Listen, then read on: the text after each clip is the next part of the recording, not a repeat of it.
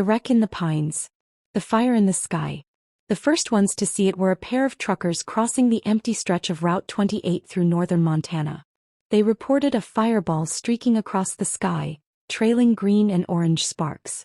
It disappeared behind the horizon with a low thunderclap that rattled their dashboard. The time was 2:37 a.m. By dawn, the phones at the county sheriff's office in Elk Ridge were ringing non-stop. Reports poured in from ranchers, hikers, and a few night hunters. Something had crashed in the Bitterroot Pines. Some thought it was a downed aircraft. Others swore it wasn't from Earth at all. Sheriff Lisa Rowe didn't believe in little green men. But she believed in her own eyes, and when she and her deputy Paul Grant found the crash site, she started to reconsider. They discovered it deep in the woods, where the pine trees grew thick and the earth sloped into a narrow gully. There was no fire, no smoke. Just a circular pit of scorched earth, at least 80 feet wide, where the trees had been flattened in a perfect spiral. At the center sat an object. Smooth, metallic, shaped like a misshapen teardrop with seams that didn't quite look like they belonged to human hands. "What the hell is that?"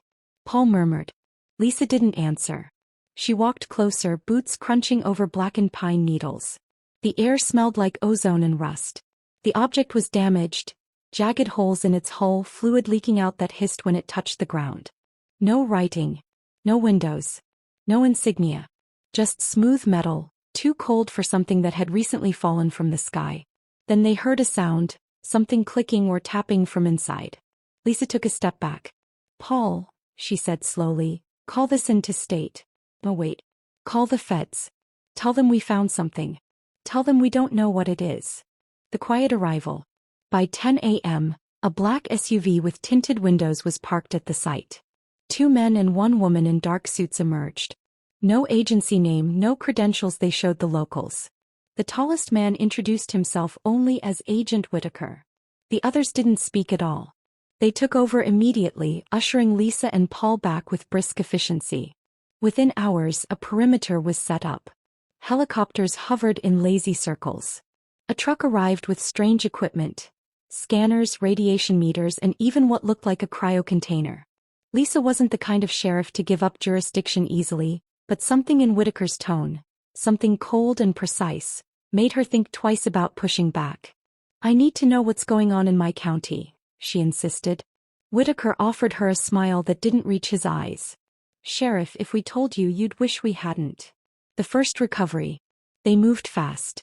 By nightfall, the object had been hauled onto a military flatbed under a tarp and driven away, destination unknown. But something else had been found. Something or someone, near the crash site, hidden in the gully brush. Lisa didn't see it herself, but Paul did. One of the hazmat-suited personnel emerged from the trees, cradling a shape like a child wrapped in silver foil. It twitched. Paul swore it moved. The thing was loaded into the cryo container, sealed, and driven off in a different truck. This one unmarked, escorted by a pair of armed black vehicles. After that, nothing. No news. No press. No follow-up. Just silence. 2 weeks later. Lisa couldn't sleep. Not since the crash. Something about that day stuck with her. Something more than the unnatural smoothness of the metal or the eerie cold. It was the forest itself. Since the crash, nothing had stirred in the woods. No birds. No insects. No wind through the pines. A hush had fallen over the land like a blanket of snow. Then people started disappearing. First it was Greg Summers, a hiker who never returned from a solo trek into the gully. Then it was a pair of kids from town who snuck past the now-abandoned crash site fence on a dare. The strangest was Harold Muir, an old trapper who lived off-grid in a cabin near the ridge. When Lisa and Paul found his place, it looked like he'd stepped out for firewood and never returned. His dog was dead, collapsed at the back door. But there were no wounds, no signs of struggle. Just 2 long blackened marks scorched into the porch like claw marks made of heat. Lisa put in another call to Agent Whitaker. He didn't pick up. The wreck opens. It was Paul who first saw the footage, grainy trail cam images from near the crash site. Something was moving in the dark. Not walking, gliding. A shape like a human but too tall, too thin. And the eyes, reflecting light like a predator's. They returned to the site. The ground was still blackened. The trees still silent. But the grass had started to grow back, in long narrow blades with a silvery sheen. And the air felt wrong. Tarch. Then Lisa saw it. The wreckage. It had opened. One of the jagged holes had grown wider, as if the metal itself had peeled back like fruit skin.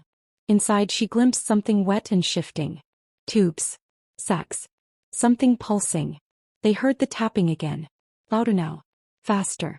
Like fingers on glass. Or claws. They backed away. Great. Here's the continuation of The Wreck in the Pines, from parts 6 to 10, continuing the story toward the 5,000-word goal. The Wreck in the Pines. Exposure. After seeing the open wreckage, Lisa and Paul called for backup, but no one came. The radios had started to fail near the site.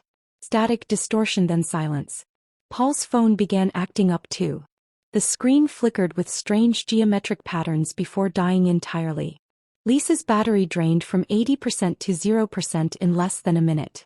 They retreated fast back to the sheriff's SUV. Only when they were more than a mile out did the radios start working again. Paul didn't say much on the drive back. "Do you think it's alive?" he finally asked.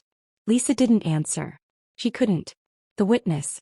2 nights later, a woman stumbled into the Elk Ridge Diner just before midnight, barefoot, scratched, and wearing a torn parka. Her name was June Keller, one of the missing hikers. The waitress, Rita, called Lisa immediately. June sat in a booth, shivering, her eyes unfocused. She had walked 12 miles barefoot through the woods. "I heard it calling," she whispered. "In my head. It doesn't speak like we do. It sings." "What did it say?" Lisa asked gently. June blinked. "It said the others were still alive. But wrong. Like meat turned inside out. Like they weren't meant to breathe this air." Lisa swallowed. "What did you see, June?" June looked at her with sudden, terrifying clarity. It wasn't a ship. It was a womb. The other survivors. The next day, a search party went back to the forest with radiation suits and full equipment. Lisa went too, against protocol. He needed to know. What they found was worse than they imagined. In a hollowed-out portion of the woods, where the pine trees had blackened and fallen inward in a circle, they found 4 bodies. Or rather, what was left of them. They were fused to the trees. Their arms and legs stretched unnaturally long, skin translucent. Their faces bore expressions of calm. Not pain.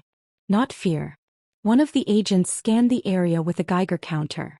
No radiation. But the meter buzzed anyway. When they removed one of the bodies for transport, a black fluid dripped from its mouth.